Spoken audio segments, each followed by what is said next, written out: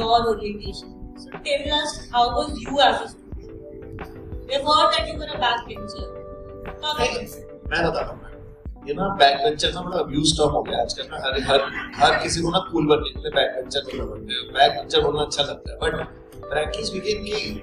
मैं ना पढ़ाई में ठीक था ऐसा नहीं था कि क्या ना मिडिल क्लास फैमिली से आते हैं ना तो पढ़ाई का प्रेशर तो होता है कि आपको मतलब अगर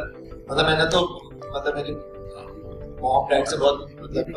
स्पेशली मॉम से तो बहुत वो क्या बोलते हैं अगर पढ़ाई नहीं करते तो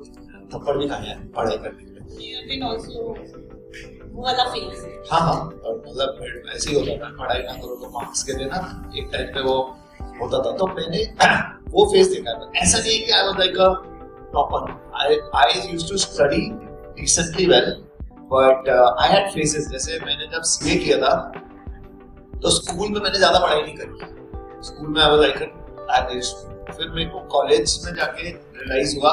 फर्स्ट ईयर में मैंने बहुत मतलब अगर आप पूछ रहे हो तो मैं और हिस्ट्री में चला गया फर्स्ट ईयर में जब मैं गया तो मैं भगत सिंह कॉलेज में गया Bhagat Singh is also it's a decent college तो भगत सिंह ना बट मतलब बीकॉम ऑनर्स वगैरह के लिए it's supposed to be a decent college हम बोलते थे it's the SRCC of south Delhi ऐसे करके हम बोलते थे तो भगत सिंह में पढ़ाई फर्स्ट ईयर में बहुत मतलब टाइम पास किया बट फिर रियलाइज हुआ कि यार लाइफ खराब हो जाएगी अगर पढ़ाई नहीं करें then I started studying from the second year मैंने सीए ज्वाइन करा और वो 3-4 साल मैंने बहुत रगड़ा मतलब मैं 18 घंटे पढ़ता था तो उसको बैक बेंचर तो नहीं बोलेंगे 18 घंटे पढ़ता था तो मैं बहुत पढ़ाई करी बट मैं आई यूज्ड टू बी जैसे सीए में पासिंग मार्क्स होते थे 600 में से 300 तो मेरे 301 आए थे तो मैं इतना पढ़ता था जितनी जरूरत है मतलब टॉपर के लिए नहीं पढ़ता था कि फर्स्ट आने की रेस होती थी ना कि यू नो कि अवार्ड चाहिए हाँ वैसे एमबीए में भी यही होता है कि जब हम एमबीए आईएसबी जाते हैं तो एमबीए में क्या होता है आपका घुसना टफ होता है लेकिन निकल तो सब जाते हैं राइट कोई आपने सुना है तो बंदा जिसने बोला कि मैं एमबीए फेल हो you know there not many MBA failures right you not dropouts होते हैं but there not MBA failures so I knew कि एमबीए में घुस जाओ और फिर निकलने के लिए इतनी फाइट मारने की जरूरत नहीं है so I was a good student but not अ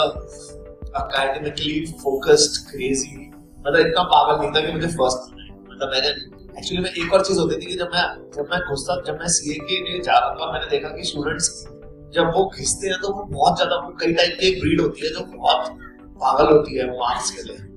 उनसे मेरे को लगता और मेरे को पता है कि मैं उनसे लड़ ही नहीं सकता ना हार जाऊंगा वो रेस लड़ो ही क्योंकि जो पता है कि आपको हारनी है राइट सेम एमबीए में होता था कि जब मैं घुसा तो मुझे लगा कि मैं मतलब मैंने आईएसबी क्रैक किया मैं चौड़ा हो गया घुसा तो मेरे को लगा कि मैं बॉन्ड हूँ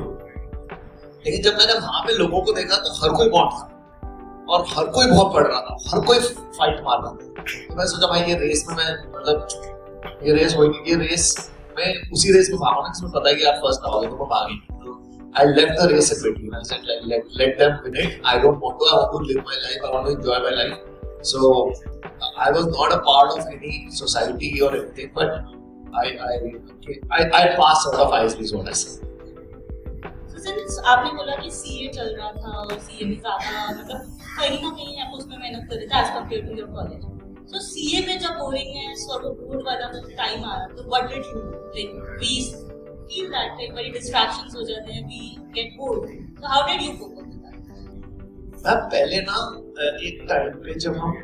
कॉलेज में जब अगर बोर भी होते थे ना तो आपको ना निकलना पड़ता था मतलब अब क्या हो गया कि अगर किसी को पसंद नहीं आता तो जैसे अगर मैं बहुत सारे स्टूडेंट्स को मिलता हूँ वो ड्रॉप आउट करने को तैयार हैं they are ready to drop out of their engineering courses or their MBA courses but I think there was a time when I was starting when we were studying जब हम निकलते थे और अगर हम निकलते थे तो लोग बोलते थे कि ये शायद इससे हुआ नहीं होगा तो वो लूजर वाला टैग लग जाता था राइट कि ये शायद पास नहीं हुआ होगा